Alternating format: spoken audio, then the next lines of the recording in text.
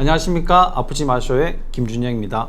안녕하십니까. 아프지 마쇼의 닥터준스 조준호입니다. 자, 저희들이 여러 가지 의학 정보들을 알려드리고는 있는데, 이게 일반인 분들을 대상으로 하다 보니까 뭐 전문적인 내용들을 막 이렇게 말씀을 드리지 않고, 또 한 부분에 대해서 막 깊게 이렇게 설명을 드리지 않은 부분들이 있어서, 사실 이제 방송을 들으면서 굉장히 궁금해 하시는 분들이 많이 있으시더라고요. 그런 분들이 있으시다면 여기 아래쪽에 링크가 있는데요.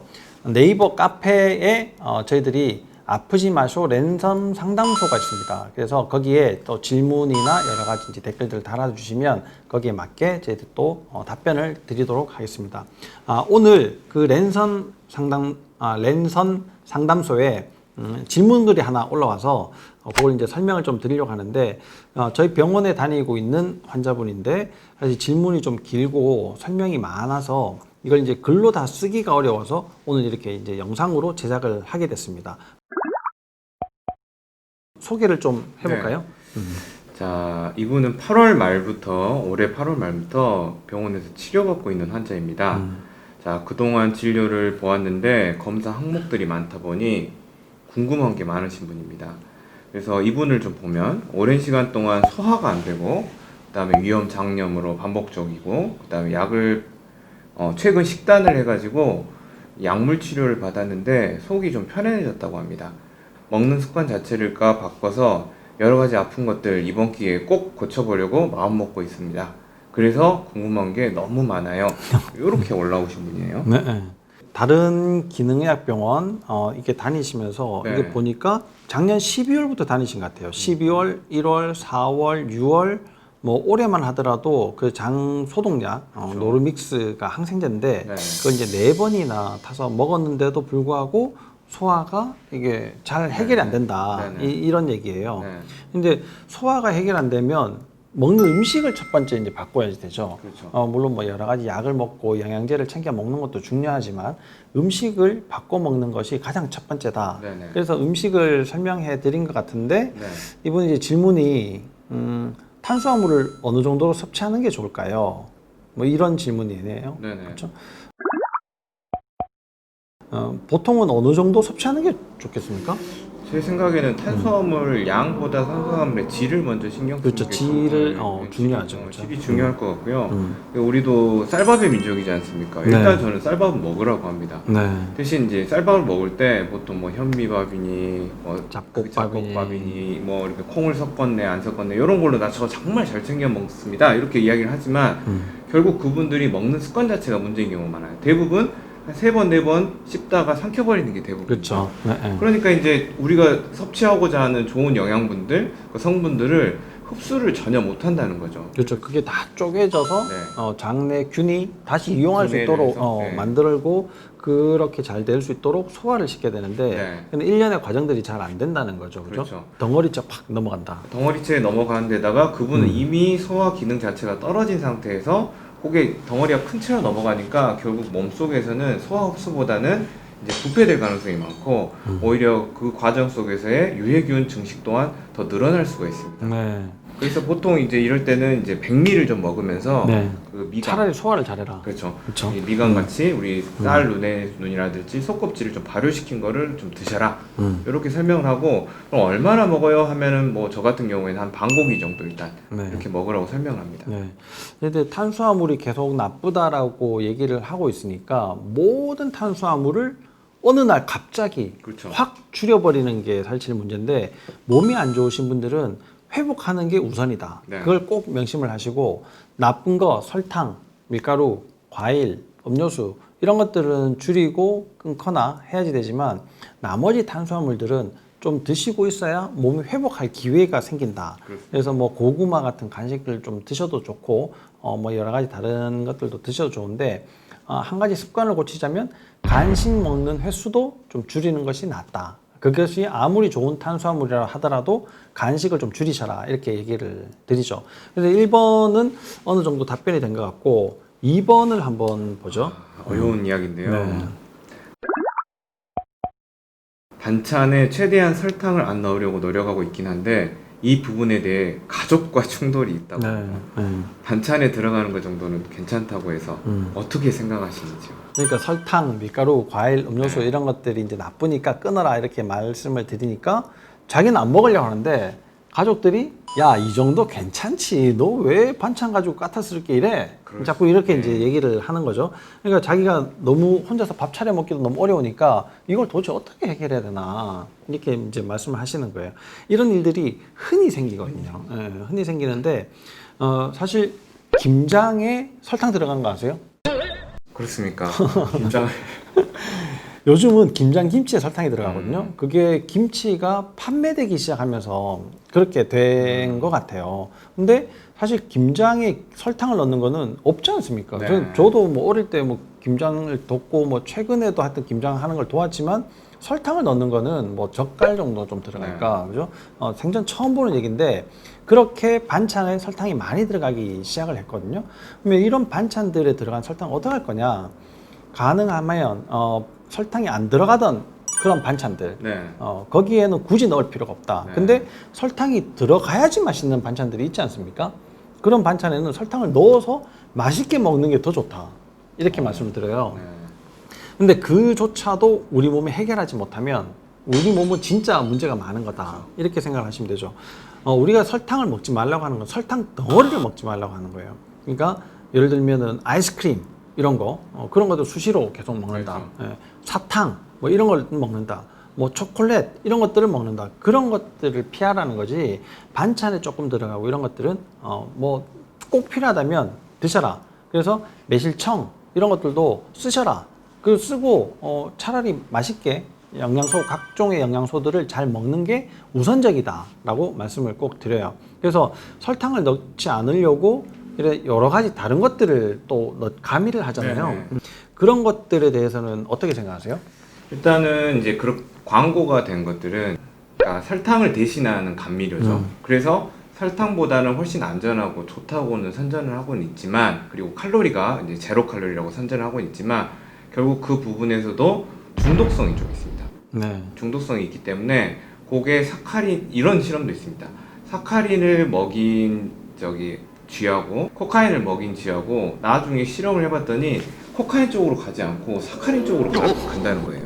중독성이 더 강하다. 훨씬 마약보다도? 강하다는 거죠. 마약보다 훨씬 강하다는 네, 거죠. 네. 그래서 식품 첨가물 자체가 칼로리도 없고 설탕은 아니지만 그것에 의한 중독성에 의해서 문제가 될 수가 있고, 또한 뭐가 문제가 되냐면 그게 빈 칼로리인데 단 것이 들어오는 거죠. 그러니까 몸에서는 단 것, 포도당이 들어온 줄 알고 기뻤다가 칼로리가 없으니까 더욱더 포도당을 갈구하는 이런 상황이 될 수가 있어요. 그래서 다른 형태의 뭐 과당이 됐든지 뭐 포도당이 됐든지를 더 먹게 되는 그런 악순환에 빠질 수 있을 거라고 봅니다. 네. 그래서 제가 이제 환자분들한테 설명드리는 거는 이렇게 이제 설명을 드려요. 밤에 자다가 깼어요. 냉장고에 물을 마시고 싶어. 그래서 방에서 나와서 냉장고로 가는데 깜깜한 데서 누군가 뿌시럭 하는 소리가 나는 거예요. 거기 누구예요? 이렇게 물어봤어요. 근데 아무 인기척이 없는 거예요. 내가 잘못 들었나? 그래서 다시 냉장고로 가는데 또 뿌시럭 거려요. 그러면 그게 2번, 3번이 되면 어떨 것 같습니까? 무섭겠죠. 엄청 무섭죠. 네. 네. 근데 도둑이 안 들었다고 해서 괜찮은 건 아니잖아요. 그렇죠. 예, 자기가 벌써 이미 공포에 여러 가지 무서운 게 이제 많이 느끼게 되는데 이게 설탕이 들어와야지 되는 시기에 설탕이 들어오지 않고 이상하게 그런 분위기만 나는 거. 예, 도둑이 아니라서 안심하는 게 아니라 뭔가가 있을지도 모른다는 그런 두려움, 그런 게 뇌에서도 똑같이 생긴다는 거예요. 네네. 그러면 우리 몸에서는 설탕이 들어와서 해줘야지 되는 거에 반응을 하려고 하는데 이게 설탕이 아니다 보니까 이상한 반응으로 이제 흐르게 되는 거죠. 이게 혼란이 오는 거예요. 신경 전달 그 전달에 혼란이 오기 때문에 우리가 그런 사카린들을 계속 먹게 되는 거는 또 다른 문제들을 만들어낼 가능성이 매우 많다. 그러니까 사카린이 도둑 같은 역할. 그렇죠. 오지도 않은 도둑. 네. 오지도 않은 도둑. 그러니까 귀신 같은 거죠. 아. 그러니까 얼마나 뇌에서는 황당하겠어요. 그렇죠. 그래서 차라리 설탕을 먹어라. 대신에 많이 먹지는 마라. 맛만 낼 정도로만 먹어라. 근데 결국에는 설탕의 단맛이 내 몸에서 빠져야 된다. 네. 조금이라도 설탕을 계속 찾게 되는 그 자체가 문제가 있으니까 지금은 적응하는 단계로 설탕을 조금 먹어라 라고 얘기를 말씀을 드려요. 그래서 설탕을 너무 안 먹으려고 피하기보다는 우리가 치료를 하는 목적은 설탕, 밀가루 이런 것들이 어떤 기간 동안에 좀 철저하게 피하시라는 거지 평생을 피해라. 이거 먹으면 큰일 난다. 네. 이런 건 아니에요. 네. 이게 세상 맛있는 게 설탕, 밀가루, 과일, 뭐 음료수 이런 거지 않습니까? 네네. 근데 그걸 안 먹고 살아가야 된다. 이거는 진짜 너무 비참한 일이에요. 그래서 우리 몸을 조금 더 추스려 가지고 그런 것들을 뭐 자주 먹으면 안 되겠지만 한두 번 먹었을 때 큰 문제가 생기지 않도록 몸을 만들어 놓는 게 중요하다. 이게 가장 핵심 포인트인 것 같아요. 네. 그래서 설탕 정도는 뭐 조금 드셔도 된다. 일부러 드시지는 마라. 뭐 이런 얘기고. 뭐 인슐린 저항성 뭐 이런 것들은 조금 어려운 내용이긴 네. 한데 인슐린 저항성 같은 거는 뭐 좀 어떻게 간단하게 설명을 해 줄 수가 있을까요? 일단 인슐린 저항성이라는 거는 이제 세포 입장에서 세포의 밥은 포도당이죠. 그러니까 포도당을 집어넣으려면 인슐린이라는 열쇠가 있어야 들어갑니다. 네. 그런데 인슐린이 열쇠 역할을 제대로 못 해줘서 포도당이 세포 내로 들어가지 못하는 상황이 인슐린 저항성입니다. 그러니까 세포 입장에서는 바깥쪽에는 포도당이 많은데 인슐린이 제대로 기능을 못하니까 항상 배가 고픈 상황이죠. 네. 그러니까 인슐린은 더 올라가게 되고 세포는 더 배가 고프고 이런 상황이 이제 인슐린 저항성이라고 보겠습니다. 자, 세포는 배가 고픈데 왜 인슐린 저항성이 생기는 문제가 이렇게 만들어지냐면 세포가 정상인데 배가 고픈 게 아니고 이미 너무 많은 그 포도당을 먹어가지고 네. 고장이 났기 때문에 더 먹으면 이제는 문제가 굉장히 심해지는 상태가 된단 말이에요. 그러니까 인슐린 저항성이라는 걸 만들어 가지고 포도당이 세포 안으로 들어오지 못하도록 그냥 자연 방어적인 역할을 하기 위해서 그렇게 인슐린 저항성을 만들어내는 거죠. 그래서 인슐린 저항성이 있다라고 하는 그 자체가 이미 내가 가지고 있는 세포들이 많이 망가졌구나. 네. 그 망가진 원인을 찾고 또 뭐 그런 여러 가지 원인들 중에서도 만성염증, 활성산소 이런 것들이 있지 않습니까? 그런 것들을 해결하려고 하는 노력을 좀 하셔야 된다. 네. 물론 그 중에 제일 중요한 게 이제 식단 조절. 그렇죠. 그 다음에 스트레스를 더 이상 만들어내지 않는 자율신경으로 치료를 해서 더 스트레스를 낮춰주는 그런 노력을 하셔야 된다. 치료를 좀 하시는 게 도움이 된다. 이런 얘기죠. 근데 여기서 이제 조금 오해가 있을 수 있는 부분이 그러면 인슐린 저항성이라는 게 무조건 나쁘냐? 이건 아닙니다. 말하자면 이제 인슐린 저항성이라는 게 원래 예전에 우리 뭐 석기시대나 이럴 때 먹을 게 없을 때는 언제 우리한테 이런 영양분이 들어올지 모르기 때문에 우리가 뭐 꼭 필수 기관에만 포도당을 보내고 나머지 기관에서는 포도당을 쓰지 않기 위해서 인슐린 저항을 걸어놓는 게 정상적인 반응이었습니다. 하지만 이런 게 이제 현대 사회로 들어오면서 너무나 많은 영양분이 들어오면서 말씀하신 대로 세포가 고장나 버려서 생긴 인슐린 저항성이 나쁜 거지 원래 가지고 있는 인슐린 저항성은 우리 생존의 필수라고 생각하시면 필수다. 되겠습니다. 네. 네. 그러니까 지금도 그렇게 생기는 게 세포의 생존의 필수다. 이렇게 이해를 그렇죠. 해도 되겠네요. 그렇죠? 네. 그러면 네 번째는 뭐 여러 가지 문제들이 있었는데요. 그 외에도 뭐 얘기 못 하신 거 이런 것들을 말씀을 하셨어요. 발목 치료도 했고 대장 내시경도 했고 뭐 다른 기능의학 병원 다니면서 수액 치료도 했는데 소화가 계속 안 됐다. 그리고 갑상선 기능도 조금 떨어져서 뭐 여러 가지 호르몬도 바꿔가면서 이렇게 좀 먹고 이렇게 했었다. 네.